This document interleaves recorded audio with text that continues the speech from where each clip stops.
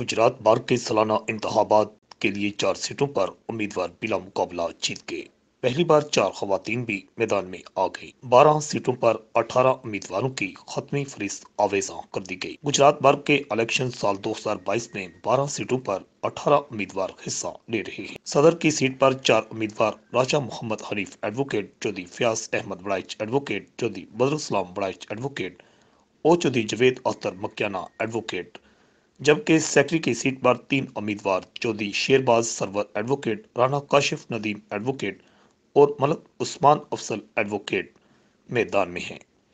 जबकि executive committee की 10 सीटों पर 11 उम्मीदवार Zeeshan Ali Raza advocate, Mohammad Zaman Waraich advocate, Mohammad Noman Latif Qureshi advocate, Chaudhry Hassan Nawaz Waraich advocate, Syed Mohammad Qamaruzzaman advocate, Chaudhry Mohammad Fawaz advocate, Maryam Ghazanfar Malik advocate, Saeeda Komal Rubab Jafri advocate, Shamsa Arshad advocate और खुमैरा रियाज वड़ाइच एडवोकेट और अहमद अली रजा एडवोकेट हिस्सा ले रहे हैं।